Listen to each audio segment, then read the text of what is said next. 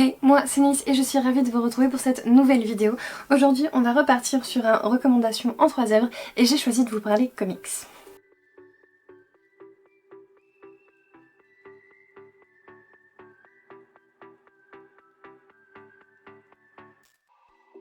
Alors maintenant vous commencez à me connaître un petit peu de terminologie avant de commencer cette vidéo.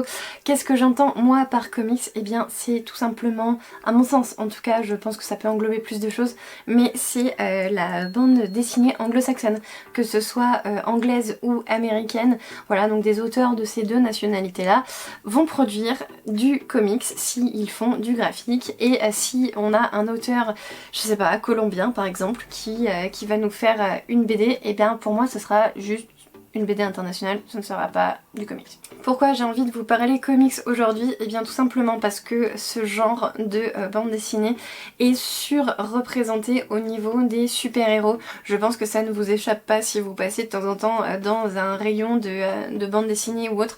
Tout ce qui est comics, les 3/4 des œuvres, ça va être du Marvel, du DC Comics, ça va être énormément de choses autour de nos super-héros ou de nos super-vilains qu'on connaît, qui sont adaptés en film, qui sont adaptés en série télé, qui sont adaptés en dessin animé, etc. etc. Et à côté de ça, il y a une petite portion, en vrai c'est une grosse portion, mais c'est pas celle qui est mise en avant dans les librairies, puisque c'est celle qui marche moins bien, mais il y a une grosse portion de comics qui ne traite pas de super-héros. Alors, attention, léger disclaimer, quand je parle de super-héros, c'est vraiment les grosses franchises, hein, les Marvel, les DC Comics, ce genre de choses.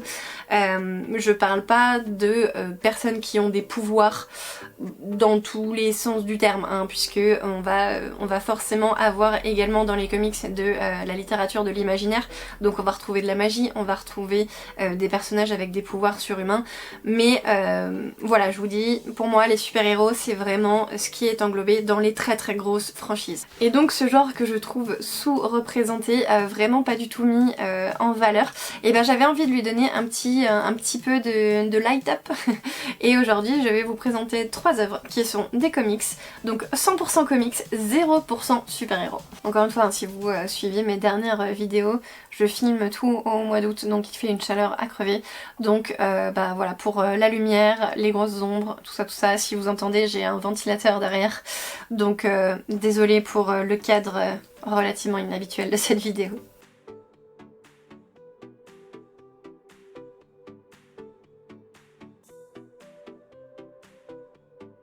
La première œuvre dont je vais vous parler aujourd'hui nous vient du Pays de Galles, il me semble que les auteurs sont gallois. Il s'agit de Giant Days, Nos années fac, sous-titré donc Nos années fac.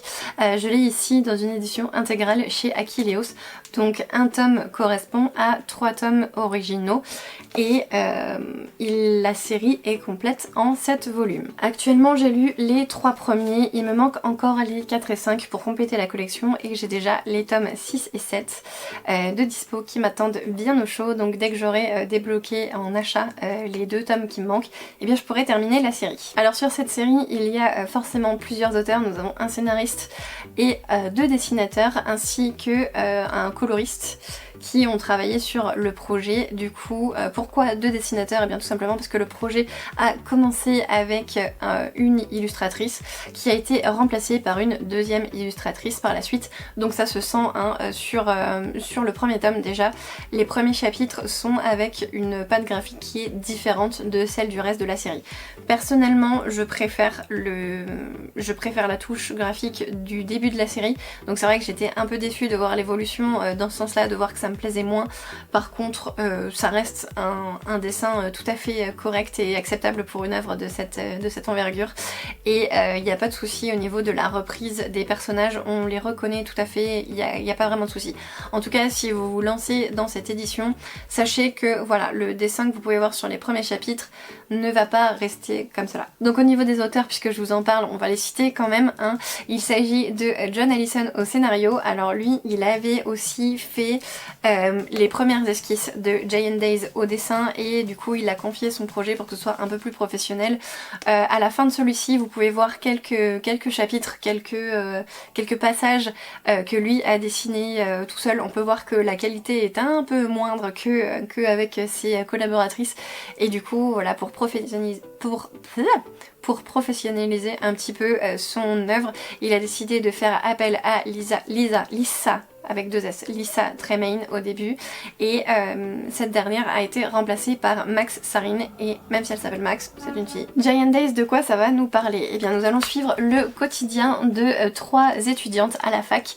Nous allons suivre Esther, Suzanne et Daisy, qui sont toutes les 3 donc dans la même fac.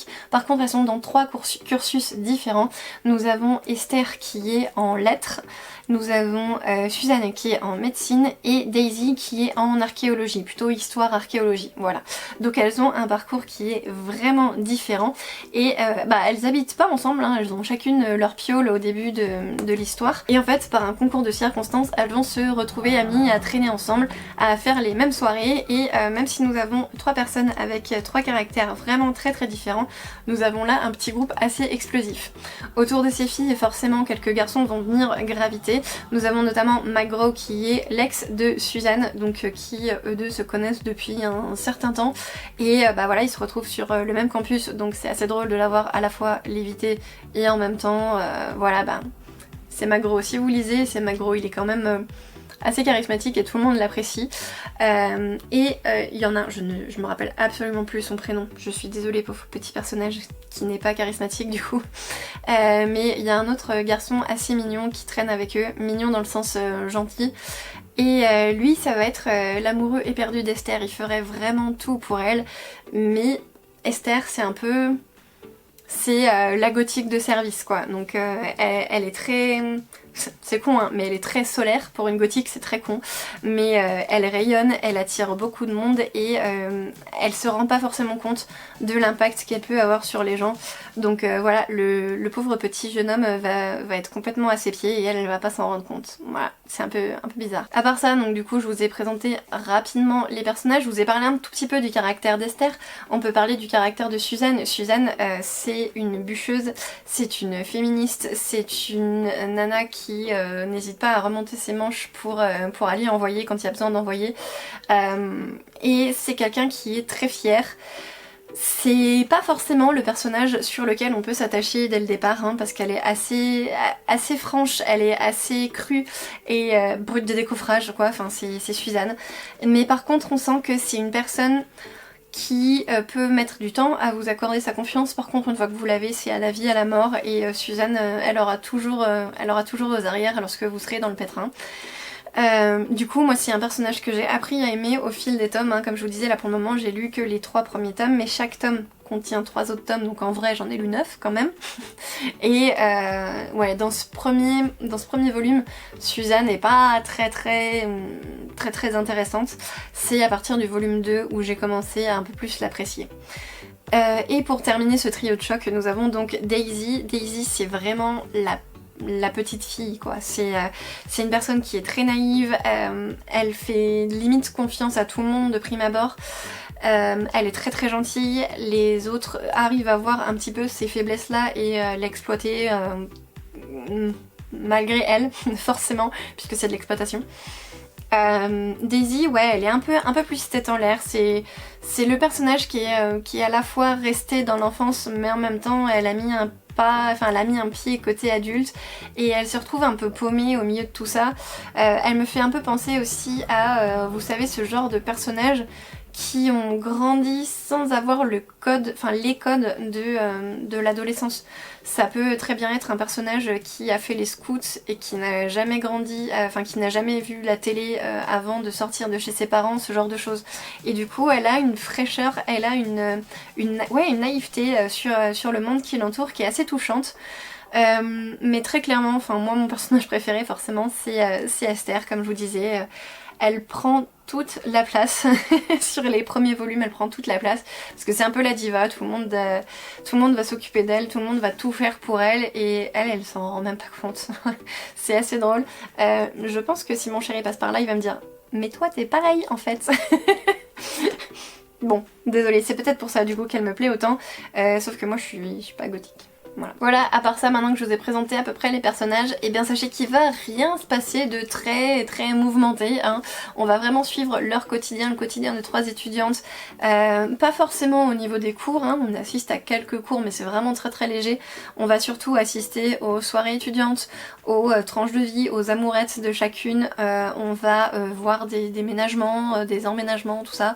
On va visiter de temps en temps leur famille quand elles rentrent pendant les vacances et qu'elles rentrent chez leurs parents ou dans leur famille. Et ouais, c'est vraiment un tranche de vie. Il se passe pas grand chose, il n'y a pas forcément beaucoup d'enjeux.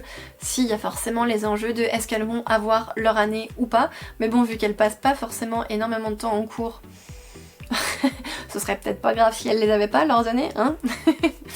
Et voilà, là pour le moment où je me suis arrêtée, je crois qu'elles ont terminé leur première année. Mais voilà, donc en gros j'ai dû faire une année avec elles. Et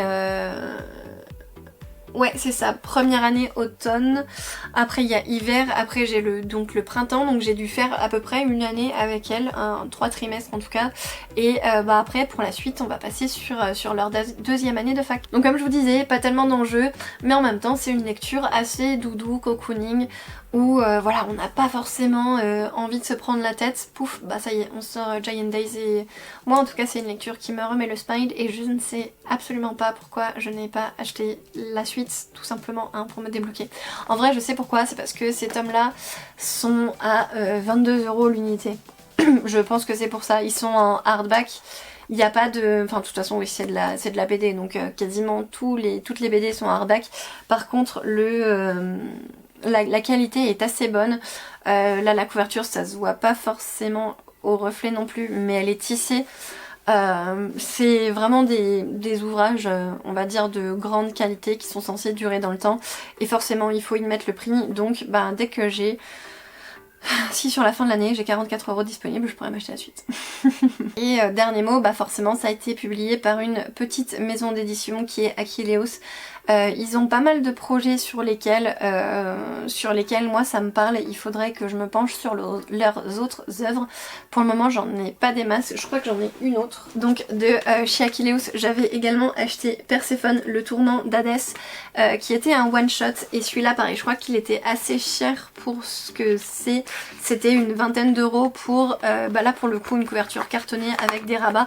Mais voilà, du coup ils font des ouvrages qui sont relativement chers, mais en tout cas les deux séries que j'ai de chez eux m'ont grandement plu, donc il faudra que je me penche sur leurs autres éditions.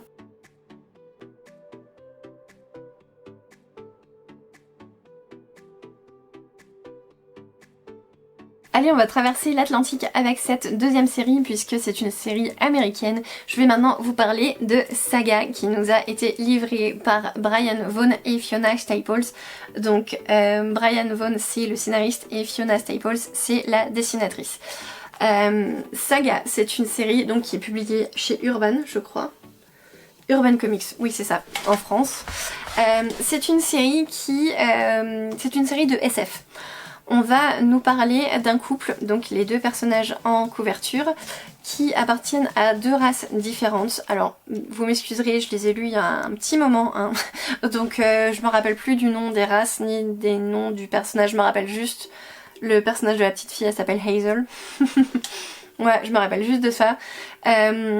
Donc ces deux membres, donc ce couple, appartiennent à deux races différentes et ce sont deux races qui sont en guerre l'une avec l'autre. Donc la race du monsieur qui est cornu sont en défense on va dire, et la race ailée de madame sont les attaquants, donc elle faisait partie de l'armée. Et lorsqu'elle a été envoyée avec son commando sur la planète de monsieur, eh bien ils se sont rencontrés, ils sont tombés amoureux. Elle a décidé de déserter son armée et ben l'amour naissant faisant que madame est tombée enceinte et elle a accouché d'une hybride, une métisse. Je crois que dans cet univers ça s'appelle des métisses. Donc un bébé qui est à la fois ailé et en même temps cornu. Voilà. Et du coup ce couple va être pourchassé par les deux camps, il me semble.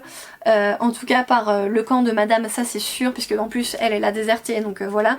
Et tout le monde va être, enfin la majorité des gens vont être contre eux, puisque un métis c'est vraiment quelque chose de tabou. Il faut pas que ça se sache, parce que si on sait qu'un enfant peut naître lors de l'accouplement de ces deux races, et ça va créer un peu le dawa dans tout ce monde là.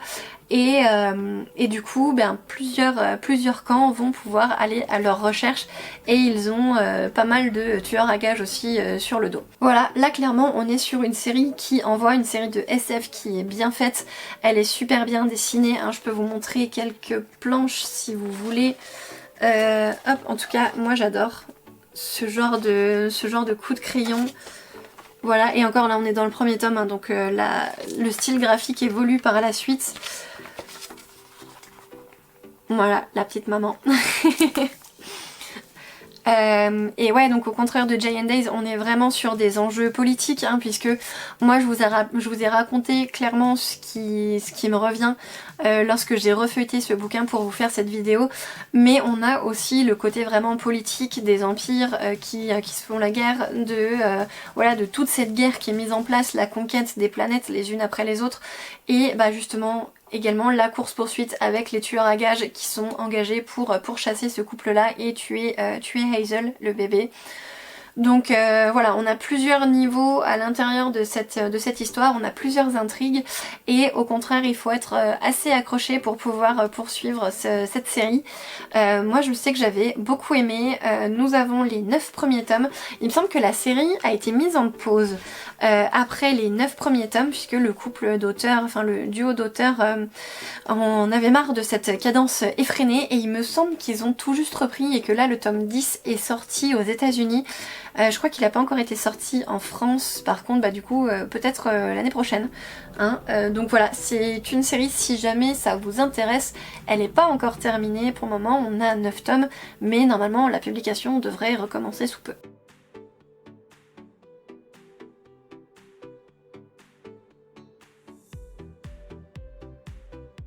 Pour cette dernière œuvre, nous allons retourner au Royaume-Uni puisque l'histoire se passe à Londres. Je vais vous parler de The Wicked plus The Divine, qui est publié chez Glénat Comics pour nous en France. Et c'est une histoire qui nous est livrée par Kieron Gillen et Jamie McKelvey. J'ai toujours envie d'inverser les deux, de dire Jamie Gillen, mais en fait non. Nous avons deux autres auteurs qui sont crédités sur la couverture, qui sont Wilson et Coles, oui c'est ça. Je crois qu'il y a également le coloriste qui est mentionné ici sur la couverture. Je trouve que c'est assez rare, en tout cas en France, d'avoir également le nom des coloristes, puisque lorsqu'on a un duo d'auteurs, donc en général c'est scénariste et dessinateur, et le dessinateur en BD en tout cas, c'est souvent qu'il fait appel à un coloriste pour pouvoir mettre en couleur toutes ces planches. Et c'est assez rare, ouais, que le coloriste soit mentionné directement sur la couverture. Alors à l'intérieur du bouquin, il n'y a pas de souci, hein, il a fait un travail, travail assez remarquable, donc voilà, c'est normal qu'il soit crédité à l'intérieur du bouquin. Par contre, je trouve ça vachement bien qu'il soit également crédité là-haut directement sur la couverture, parce que franchement, tout ça pour dire que dans The Wicked plus The Divine, la couleur, mais franchement c'est un travail de ouf qui a été fait. Il y a pas mal de planches qui sont vraiment très lumineuses, très brillantes. Voilà, c'est vraiment génial. C'est trop beau. Voilà. Je suis en train d'essayer de vous trouver un exemple de couleur vraiment envoûtante, par exemple ça. Voilà, avec la rousseur des cheveux d'Amaterasu, c'est trop beau. Voilà, Après, il y a pas mal de choses qui spoilent aussi un peu, donc voilà, une descente aux enfers. Alors, The Wicked plus The Divine, de quoi ça va nous parler? Nous sommes dans notre monde à nous, donc notre monde contemporain, et tous les 90 ans, il y a un événement qui se passe, et cet événement, c'est la renaissance du Panthéon des dieux. Donc, les dieux qu'on connaît vraiment très historiquement, hein. Il va y avoir Amaterasu pour le Japon, il va y avoir Minerve pour les Scandinaves, on peut avoir Loki, enfin voilà, ce genre de dieux. On peut avoir Bastet aussi, Isis, des personnages de la mythologie égyptienne. Ces dieux-là se réincarnent en 12 personnes qui sont des jeunes personnes qui sont censées briller. C'est compliqué en fait, c'est compliqué de vous parler de ça. Il y a 12 personnes tous les 90 ans qui sont choisies et qui vont intégrer l'esprit de leur dieu. Parce que ces personnes-là sont les réincarnations des dieux. Et les dieux, pour eux, en théorie, tout ce qui se passe entre les 90 ans, bah ils y ont pas accès puisque bah eux, ils sont juste conscients à partir du moment où ils ont été éveillés jusqu'à la mort de leur hôte. Voilà. Le pitch de départ c'est ça, les personnes qui vont être choisies pour être des réincarnations des dieux ont un temps de vie très très limité, hein, puisque au bout de leur espérance de vie, c'est au bout de 2 ans c'est fini, voilà, quick. Si tu n'es pas mort de cause quelconque, bien tu finiras par mourir de toute façon au bout de 2 ans, voilà. Et voilà, et ces personnes-là vont pouvoir inspirer leur génération. Elles seront adulées, elles seront détestées, que ce soit en positif ou en négatif, elles vont inspirer leur génération.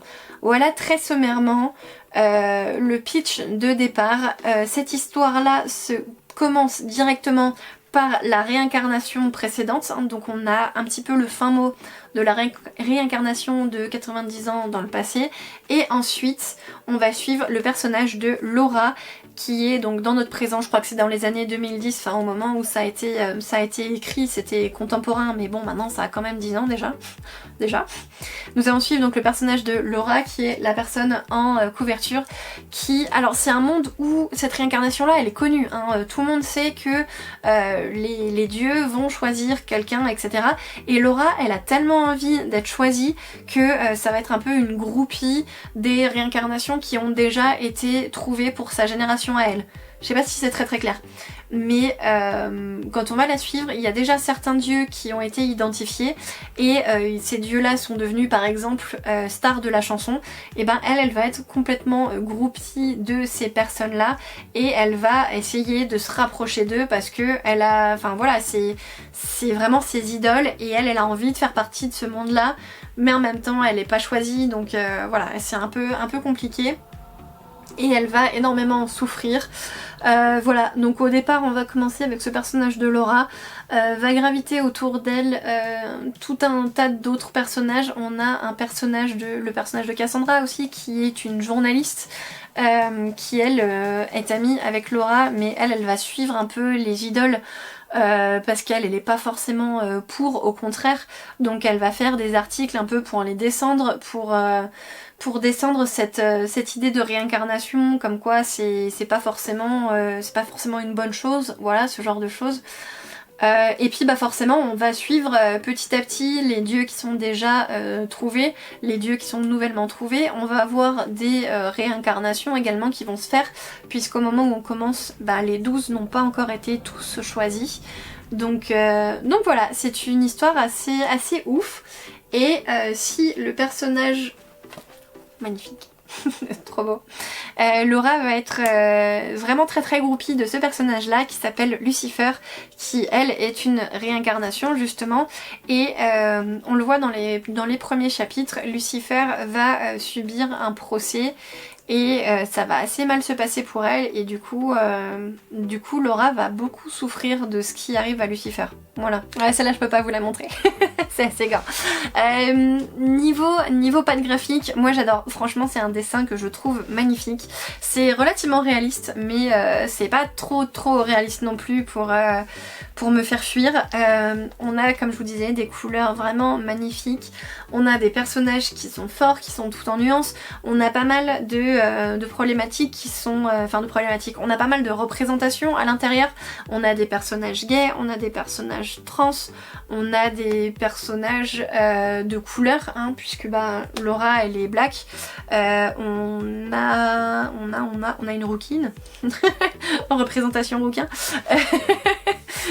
c'est complètement pété, j'ai trop chaud. Voilà, c'est un bouquin, c'est une histoire. Je crois que je vous ai pas dit, c'est complet en 9 tomes. Sauf que le tome 8, c'est un tome qui a été mis... pour moi c'est un hors-série puisque on va nous parler un petit peu des réincarnations précédentes où on va suivre quelques chapitres de vie entre guillemets des réincarnations précédentes. Donc c'est assez intéressant, on va pouvoir avoir de nouveaux membres du Panthéon puisque les dieux forcément c'est pas forcément les mêmes à chaque réincarnation. Hein, il peut y avoir par exemple dans cette histoire-là, au présent, on a le personnage de Bastet, elle n'était pas présente à la réincarnation d'avant, peut-être qu'elle était présente à la réincarnation encore d'avant, mais peut-être pas. Voilà, je sais pas si c'est très clair. Mais bon, bref, les 12 qui sont choisis, les 12 dieux qui se réincarnent tous les 90 ans ne sont pas forcément tous les mêmes. Donc avec le tome 8, justement, on va pouvoir aller voir d'autres dieux, on va pouvoir avoir d'autres personnages assez intéressants d'ailleurs, mais qu'on n'a pas l'habitude de suivre dans les tomes précédents. Et lorsque vous arrêtez le tome 7, vous tapez tout un tome hors série avant d'avoir la révélation finale du tome 9. Voilà, donc c'est assez pourri, je vous le dis en connaissance de cause, hein, puisque moi ça m'a complètement frustrée, ça m'a coupé dans ma lancée, mais par contre je sais pas, j'ai trouvé que c'était assez intéressant quand même de le lire avant la révélation finale. Voilà, j'aurais juste voulu être prévenue. En plus la couverture elle est assez différente de celle qu'on a sur les autres tomes, donc j'étais partie sur un truc en mode trop hypé, genre oh, mais ouais, mais trop cool, il y a des nouveaux personnages et tout, et en fait bah oui il y a des nouveaux personnages mais c'est juste parce qu'on suit plus l'histoire principale. que dire de plus? J'ai beaucoup aimé cette histoire. Attention, c'est quand même ouais un peu sanglant par moment, hein. Il y a des morts, il y a des batailles, il y a un peu d'exploitation féminine à certains moments. Voilà, donc c'est pas forcément grand public, faut avoir quand même un certain niveau de maturité pour prendre du recul sur cette œuvre là, mais j'ai bien aimé toute cette histoire, j'ai aimé le final. Je crois que c'est une des séries que j'aime le plus au monde de toute ma vie, et là vous voyez je les ai lus je crois pendant le confinement, donc lors de l'année 2020, et j'ai encore tout en tête quoi, c'est ouf. Alors forcément j'ai oublié des passages, mais j'ai encore la plupart des personnages, j'ai encore le grand final, j'ai les grandes trames, les grandes péripéties de tout ce qui leur arrive au milieu, et ouais, et je sais que cette série là j'ai envie de la relire, mais là je me rappelle de trop de trucs pour la relire quoi, c'est pas le bon moment, ce serait juste bon allez, quand est-ce que cet événement là il arrive quoi. Vous voyez ce que je veux dire. Voilà, en tout cas ça a été un gros coup de cœur de mon année 2020, et je tenais à vous en parler parce que c'est une série que j'ai très peu vue sur les réseaux, et de toute façon tout ce qui est comics, à part si c'est grand super héros, j'en vois quasiment pas, donc voilà, c'est pour ça que j'avais très envie de faire cette vidéo, c'était avant tout pour vous présenter celle-là. Celle-ci. Lisez The Wicked plus The Divine, s'il vous plaît. Voilà, c'en est tout pour cette vidéo. Comme je vous disais, moi les comics, à chaque fois que j'en vois passer, c'est les grosses franchises, et moi je sais jamais dans quel sens il faut les commencer, parce que forcément les personnages, ils ont un passif. Alors entre les reboots, les surboots, les post-boots, les je sais pas quoi, il y en a vraiment dans tous les sens, et moi ça me fait peur, c'est un univers que je trouve assez dense, donc en comics j'aime bien, mais franchement j'essaie de fuir ces grosses séries. Vous savez, si vous me suivez, vous savez que j'ai le Arline de Stefan Sevich, je crois, quelque chose comme ça, parce que c'est dans l'univers d'ici, mais c'est un one shot, et c'est un personnage que j'aime beaucoup, et j'avais trouvé la couverture vraiment magnifique, mais je crois que c'est à peu près le seul comics de super-héros, super-vilains que j'ai, et le reste c'est quasiment que des comics indépendants on va dire, et voilà, je trouve que c'est vachement plus simple d'accès, on n'a pas besoin de connaître tout un univers sur le bout des doigts pour rentrer dans ces histoires-là, et c'est pour ça que j'avais très envie de vous en parler aujourd'hui. Voilà, je vous attends dans les commentaires, n'hésitez pas à me dire si vous connaissiez déjà ces séries-là, ces 3 séries dont je vous ai parlé. Normalement, il y en a au moins 2, je vous ai rabattu les oreilles avec, hein, puisque je sais que c'est pas la première fois que je vous parle de Giant Days ni de The Wicked plus The Divine. Donc normalement ces deux-là, si vous me suivez, vous devriez déjà les connaître. Saga, je crois que j'en avais jamais parlé sur ma chaîne, mais c'est peut-être la série la plus populaire, en tout cas celle que je vois le plus médiatiquement parlant on va dire, donc il y a moyen que Saga vous connaissiez aussi déjà et que du coup j'ai fait cette vidéo pour rien puisque vous connaissiez déjà tout. Allez, j'arrête de me flamber le moral toute seule. Je vous fais des gros bisous et puis on se dit à tout bientôt pour une prochaine vidéo. Ciao!